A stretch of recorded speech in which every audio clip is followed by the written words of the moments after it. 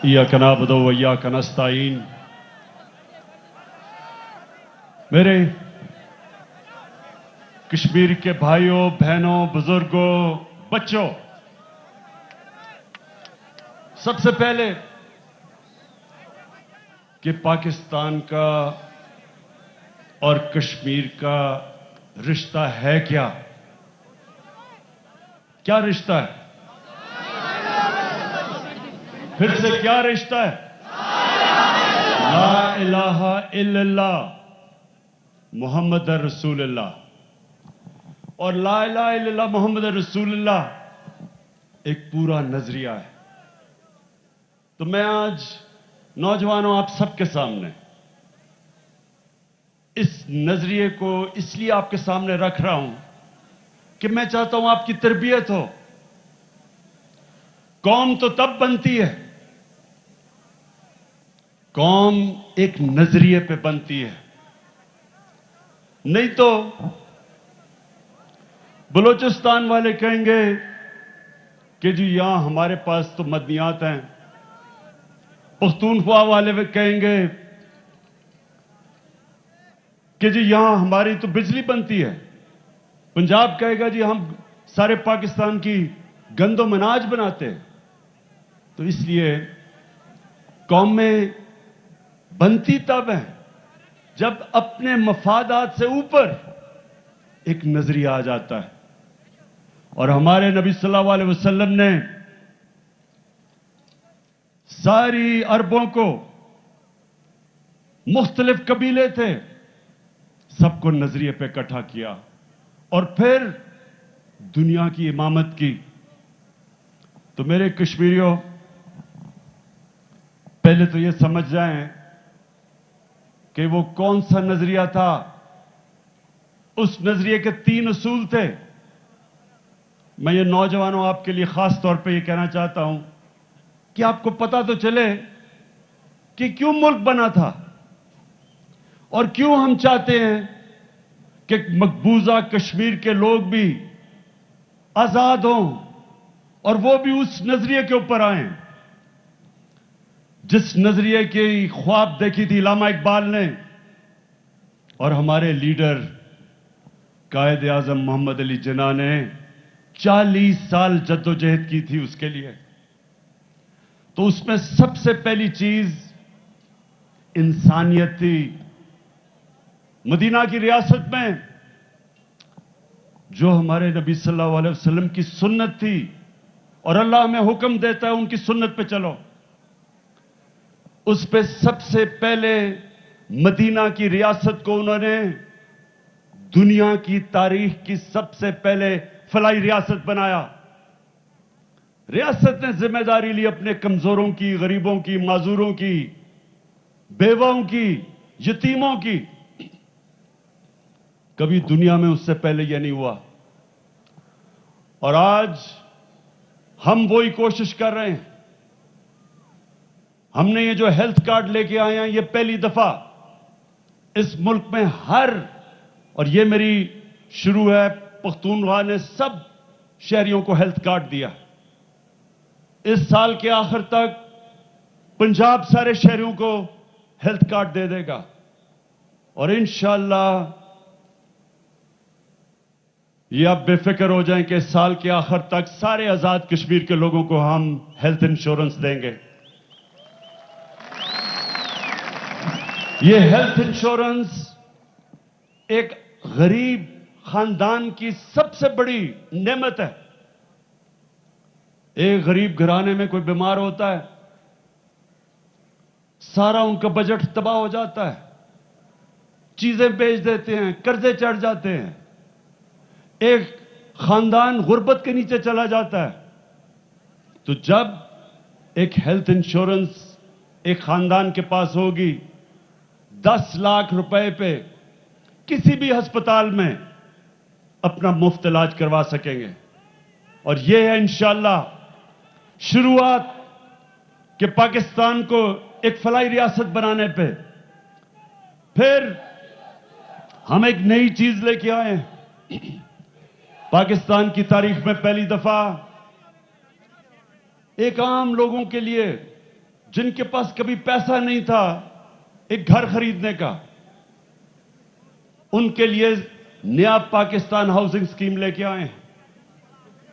پہلی دفعہ پاکستان کی تاریخ میں بینک قرضے، سستے قرضے دیں گے تنخواہ دار لوگوں پہ، مزدوروں کو، مکینک، ویلڈر، وہ لوگ جن کے پاس کبھی بھی پیسہ نہیں ہوتا ایک گھر بنانے کا، اور وہ قسطوں کے اوپر، لمبی قسطوں پہ انشاءاللہ جو وہ کرائے پہ پیسہ خرچ کرتے ہیں، اسی کرائے پہ قسطیں دے کے اپنے گھر پہ ان کی چھت اپنے نام پہ ہو جائے گی۔ اس کے علاوہ ہم ایک نیا پروگرام شروع کرنے لگے ہیں، کامیاب پاکستان۔ کامیاب پاکستان میں کیا ہوگا؟ سب سے پہلے ہر خاندان جو نچلے پاکستان کے جو 40% نیچے جو غریب خاندان ہیں، جو کمزور ہے طبقہ ہے، 40% نیچے، ان سب کو قرضے سود کے بغیر دیے جائیں گے۔ ہر خاندان میں ایک فرد کو اپنے کو بزنس شروع کر سکے۔ اگر وہ کسان ہیں تو وہ کسانوں کے لیے قرضے دیے جائیں گے، جانور خریدنے کے لیے، کھادیں خریدنے کے لیے، سبسڈائز کرنے کے لیے۔ اور اگر وہ شہروں میں ہیں تو دکان خریدیں، ٹیکسی خریدیں، موٹر سائیکل خریدیں۔ یہ پہلی دفعہ پاکستان میں ہو رہا ہے کہ، اور یہ آپ نے سمجھنا ہے، دو قسم کے اکنامک ماڈل ہیں۔ ایک یہ کہ امیر امیر ہو جائے، اور جب وہ امیر ہو جائے تو وہ آہستہ آہستہ اس کے نیچے لوگوں کو فرق پڑنا شروع کرے، جس کو کہتے ہیں ٹرکل ڈاؤن۔ ایک دوسرا ماڈل ہے مدینہ کا ماڈل، کہ نیچے سے لوگوں کو اوپر اٹھایا جائے، اور وہ ماڈل تحریک انصاف اپنا رہی ہے۔ اور انشاءاللہ آزاد کشمیر میں آپ دیکھیں گے کہ کامیاب پاکستان وہ ماڈل ہے جو آپ کے نچلے طبقے کو اوپر اٹھائے گا۔ ہر خاندان میں پھر ٹیکنیکل ایجوکیشن دی جائے گی، ایک فرد کو قرضے، ایک فرد کو ٹیکنیکل ایجوکیشن، تاکہ وہ، اور آج کل ایسی چیزیں ہیں انفارمیشن ٹیکنالوجی میں کہ بڑی جلدی گھر میں بیٹھے بیٹھے خواتین، اگر ان کو آپ ٹیکنیکل ایجوکیشن دیں، وہ گھر میں بیٹھے بیٹھے پیسے بنا سکتی ہیں، اپنی آمدنی بڑھا سکتی ہیں۔ اور اس کے علاوہ ہم نے جو شروع کیا ہے پناہ گاہ، شہروں کے اندر جدھر مزدور کام کرنے آتے ہیں ان کے لیے سونے کے لیے جگہ، ان کے لیے کھانا، ان کے لیے صاف غسل خانے تاکہ وہ نہا دھو لیں، تاکہ جو بھی وہ پیسہ کمائیں دہاڑی کے، وہ سب اپنے بچے اور بیوی کو گھر بھیج سکیں۔ دوسری چیز میں یہ چاہ رہا ہوں کہ آپ سمجھ جائیں کہ کیا وجہ تھی کہ ہمارے نبی صلی اللہ علیہ وسلم نے جو مدینہ کی ریاست بنائی، وہ بنیاد رکھی کئی سو سالوں تک مسلمانوں نے دنیا کی امامت کی۔ تو سب سے پہلے انسانیت، اور میں یہ آپ کو بتاؤں یہ چائنا نے آج کیا ہے۔ پچھلے 30 سالوں میں انہوں نے 70 کروڑ لوگوں کو غربت سے نکال کے چائنا کو ایک سپر پاور بنا دیا ہے۔ یہ مدینہ کا ماڈل تھا۔ اور دوسری چیز، قانون کی بالادستی۔ نوجوانوں یہ سمجھ لیں کہ انصاف کے نظام کے بغیر کوئی قوم اوپر نہیں جا سکتی۔ جب ہمارے نبی صلی اللہ علیہ وسلم نے کہا کہ میری بیٹی بھی جرم کرے گی تو اس کو سزا ملے گی، قانون کے اوپر کوئی نہیں، کوئی قانون کے اوپر نہیں ہے۔ اور انہوں نے کہا جن قوموں میں انصاف نہیں وہ تباہ ہو جاتی ہیں۔ حضرت علی رضی اللہ تعالیٰ نے کہا کہ کفر کا نظام چل جائے گا لیکن ظلم کا نظام نہیں چل سکتا۔ تو جب تک ایک ملک میں، ایک قوم میں انصاف نہیں ہوتا وہ کبھی ترقی نہیں کر سکتی۔ تو یہ جو آج آپ تماشا دیکھ رہے ہیں، سارے بڑے بڑے ڈاکو کبھی کہہ رہے ہیں آج حکومت گرائیں گے، کل گرائیں گے. یہ صرف ایک چیز مانگ رہے ہیں. یہ چاہ رہے ہیں کہ عمران خان ان کو NRO دے دے، ان کے گناہ معاف کر دے، ان کے کرپشن معاف کر دے. یہ وہ چاہ رہے ہیں جو ہمیشہ پاکستان میں ہوا، طاقتور کے لیے ایک قانون، کمزور کے لیے دوسرا. جو ملک اور آپ کے کشمیر کے لوگ مجھے ساری دنیا میں ملتے ہیں، خاص طور پہ برطانیہ میں، ان سے کبھی پوچھے کہ کیا برطانیہ میں وہ کبھی انہوں نے ایسے دیکھا کہ طاقتور ڈاکو کہے ایک طاقتور پکڑا جائے کرپشن کرتے ہوئے؟ کیا اس کی جرت ہے کہنے کی کہ مجھے NRO دے دو، کہ مجھے میری کرپشن معاف کر دو، یہ تو صرف غریبوں کو پکڑو؟ کیا کسی کی جرت ہے وہاں؟ کبھی کسی کامیاب خوشحال ملک میں کسی کی مجال نہیں ہوتی کہ وہ کہے کہ جی میرے لیے ایک قانون اور صرف غریبوں کو جیلوں میں ڈالو.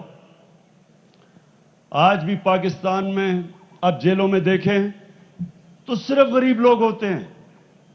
طاقتور ڈاکوؤں کو بھی ہمارا انصاف کا نظام نہیں پکڑ سکتا. کہیں کسی مہذب معاشرے میں، کامیاب معاشرے میں، خوشحال معاشرے میں ایسا نہیں ہوتا کہ ایک سپریم کورٹ ایک آدمی کو جیل میں ڈالے اور وہ پھر ایسی ایکٹنگ کرے کہ بالی ووڈ کے اندر بھی کوئی ایسی ایکٹنگ نہ کر سکتا تھا. ایسی معصوم بیمار شکل بنا کے اور جھوٹے میڈیکل ٹیسٹ دے کے اور وہ آج برطانیہ چلا جائے. یہ کسی مہذب معاشرے میں نہیں ہوتا. تو اصل میں کشمیر کے لوگوں یہ سن لیں میری بات، یہ ہے اصل پاکستان کی جنگ. اس وقت ہم اپنے ملک کے مستقبل کی جنگ لڑ رہے ہیں، جہاد کر رہے ہیں، اپنے بچوں کے مستقبل کی جہاد لڑ رہے ہیں. طاقتور کو قانون کے نیچے ہم لانے کی کوشش کر رہے ہیں جو آج تک طاقتور قانون کے اوپر رہا ہے. جس ملک کے اندر انصاف کا نظام ہے، قانون کی بالادستی ہے، وہ خوشحال ہے. جس ملک میں ناانصافی ہے، قانون نہیں، طاقتور کے لیے قانون، کمزور کے لیے دوسرا، وہاں غربت ہے. جتنے مرضی وسائل کے باوجود اس ملک میں غربت ہے. ملک کبھی بھی خوشحال نہیں ہو سکتا جب تک اس میں قانون کی حکمرانی، طاقت کی حکمرانی نہیں، قانون کی حکمرانی نہ ہو. اور پھر آخر میں خودداری، لا الہ الا اللہ، اللہ کے سوا کوئی، میں کسی کے سامنے نہیں جھکوں گا. یہ جب آپ کلمہ پڑھتے ہیں تو سب سے پہلے آپ کہتے ہیں کہ اللہ تیرے سوا میں کسی کے سامنے نہیں جھکوں گا. لا الہ الا اللہ ایک انسان کو غیرت دیتا ہے. لا الہ الا اللہ ایک چھوٹے انسان کو بڑا انسان بنا دیتا ہے. ایک کمزور قوم کو عظیم قوم بنا دیتے ہیں. کیا تھا وہ مدینہ کی ریاست میں؟ غریب لوگ تھے، دونوں طرف سپر پاورز تھیں. Roman empire, Persian empire super power تھی، غریب لوگ تھے لیکن خوددار لوگ تھے. کسی کے سامنے جھکنے والے نہیں تھے، کوئی خوف نہیں تھا. وہ جانتے تھے کہ اللہ کے ہاتھ میں زندگی اور موت ہے، عزت ذلت ہے، رزق ہے. آزاد انسان تھے. دنیا کی تاریخ میں اتنی تیز ایک قوم اٹھ کے آدھی دنیا پہ نیچے آ گئی جو مدینہ کی ریاست کے ماڈل میں ہوا. اور یہی پاکستان میں ہم نے کرنا ہے. بدقسمتی سے اب تک ہم لوگوں کے سامنے ہاتھ پھیلاتے پھرے ہیں، کبھی کسی سے ایڈ تو کبھی کسی سے قرضے. کبھی ہم نے اپنے پیر پہ کھڑا ہونا نہیں کوشش نہیں کی. کوئی ملک سے باہر سربراہ جاتا ہے، سارے انتظار کر رہے ہوتے کہ جی کتنی قرضے لے کے آئے گا یا کتنی امداد لے کے آئے گا. کوئی ملک اس طرح ہاتھ پھیلا کے عظیم قوم نہیں بن سکتا. تو میرے کشمیریوں، یہ انشاءاللہ اب یہ جو پاکستان بننے جا رہا ہے، انشاءاللہ یہ کسی کے سامنے ہاتھ تو پھیلانا دور کی بات ہے، یہ لوگوں کو انشاءاللہ غریب ملکوں کو امداد دیا کرے گا. کشمیر کے لوگوں، میں آج مقبوضہ کشمیر کے جو عظیم لوگ ہیں ان کو آج میں خاص پیغام دینا چاہتا ہوں. صرف پاکستانی قوم ہی نہیں آپ کی طرف دیکھ رہی، صرف ہم ہی نہیں آپ کے اوپر فخر کرتے. جس طرح آپ نے ظلم کے سامنے آپ کھڑے ہوئے ہیں، جس طرح آپ نے خودداری دکھائی، جس طرح آپ کی برہان وانی جیسے نوجوان جنہوں نے اپنے جانوں کی قربانیاں دی ہیں، صرف پاکستان میں نہیں آپ کو اپریشیٹ کیا جا رہا، اور آپ پہ ساری دنیا دیکھ رہی ہے آپ کی عظمت پہ، آپ کی دلیری پہ، آپ کی قربانیوں پہ. ساری مسلمان دنیا آپ کی طرف دیکھ رہی ہے اور آپ کے لیے دعائیں کر رہی ہے کہ اللہ ان کو اسی طرح صبر اور طاقت دے، اسی طرح ان کو جذبہ دے کھڑا ہونے کا اور ظلم کے سامنے کھڑا ہونے کا. کوئی نہیں سمجھ رہا تھا کہ جب نریندر مودی نے 5 اگست کو کشمیر کے اوپر جو ظلم کرنا، مزید ظلم کرنا شروع کیا، پہلے بھی ظلم تھا، کوئی نہیں سمجھ رہا تھا کہ کشمیر کے لوگ وہ برداشت کر جائیں گے. دنیا سمجھ رہی تھی وہ گھٹنے ٹیک دیں گے، لیکن کشمیریوں کا وہ جذبہ اور جو ان کے اندر ایمان ہے، وہ نہیں سمجھتے تھے کہ اس طرح کا مضبوط پختہ ایمان والے لوگ ہیں وہ. تو ہم آج سب آپ کو سلام کر رہے ہیں، کشمیر کے مقبوضہ کشمیر کے لوگوں. انشاءاللہ جو قرآن میں اللہ کا وعدہ ہے ایمان والے لوگوں کے لیے کہ ہر مشکل کے بعد میں آسانیاں پیدا کرتا ہوں. انشاءاللہ اچھا وقت آپ کے سامنے آ رہا ہے. ہم پاکستان میں آپ کے لیے دعائیں تو کرتے ہیں، میں آپ کو یہ کہتا ہوں کہ انشاءاللہ ساری دنیا میں آپ کا سفیر بن کے نکلوں گا، آپ کی آواز اٹھاؤں گا اور اٹھاتا جاؤں گا. یہ جو بی جے پی اور بی جے پی کا آر ایس ایس کا نظریہ جو صرف کشمیریوں کے اوپر ظلم نہیں کر رہا، ہندوستان میں جو مسلمان ہیں، جو کرسچنز ہیں، جو سکھ ہیں، جو ان کی شیڈیولڈ کاسٹ ہیں، ان سب کے اوپر یہ آر ایس ایس کا نظریہ ان سب کو خوف دلا رہا ہے، خطرہ ہے ان کو برابر کے شہری نہیں یہ سمجھتے، بلکہ یہ آر ایس ایس کا نظریہ سب سے زیادہ خطرہ ہندوستان کو ہے. اس سے ہم ہر فورم پہ ان کے لیے کھڑے ہوں گے، اور میں انشاءاللہ ہر فورم پہ ان کی آواز بلند کروں گا.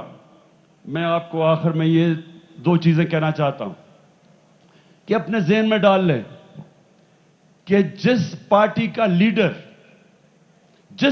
کے لیڈر کا پیسہ، اس کی جائیداد، اس کی بزنس پاکستان میں نہیں ہے، وہ کبھی آپ کے لیے سٹینڈ نہیں لے سکتا. اگر میرا پیسہ باہر ہو، میرے بھی جائیدادیں باہر ہوں، میں کبھی امریکہ کو ایبسولوٹلی نوٹ نہ کہہ سکتا. میں بھی امریکہ کو کہتا کہ ٹھیک ہے جی پاکستان میں ڈرون اٹیک کرو، میں مذمت کرتا رہوں گا اور آپ پاکستانیوں کو مارتے جاؤ، جو ہمارے لیڈرز کہہ چکے ہیں. یہ اس لیے میں کر سکتا ہوں کیونکہ میرا جینا مرنا پاکستان میں ہے۔ اس لیے کشمیر کے لوگوں کے ذہن میں ڈال لینا کہ پہلے تو وہ آپ کا کبھی لیڈر ہو ہی نہیں سکتا جن کی جائیدادیں اور بزنس اور پیسہ اور بینک بیلنس ملک سے باہر پڑے ہوں، اور دوسرا کہ جو کشمیر کے نوجوان ہیں اور خاص طور پہ مقبوضہ کشمیر کے نوجوان جس دلیری سے آج ظلم کا مقابلہ کر رہے ہیں، وہ کبھی ایک ڈرپوک، ایک بزدل، ایک کرپٹ، ایک جھوٹے آدمی کو لیڈر نہیں تسلیم کر سکتے۔ میں آج اپنے سارے کینڈیڈیٹس کے نام پڑھنا چاہتا ہوں۔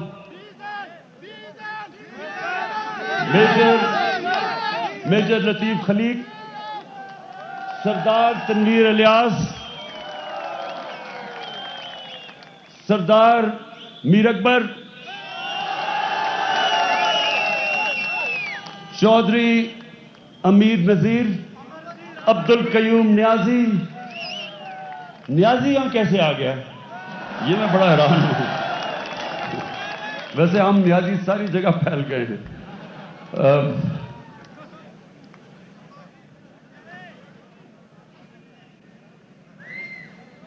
خطاب اعظم خان، نیّر ایوب خان اور مسز شاہدہ، سردار محمد حسین، فہیم اختر، یہ سارے ہمارے کینڈیڈیٹس ہیں۔ ساری پونچھ ڈویژن میں سب چاہتا ہوں کہ آپ ان کی بھرپور طریقے سے حمایت کریں اور 25 تاریخ کو بلے میں ووٹ ڈالیں اور انشاءاللہ تبدیلی لے کے آئیں۔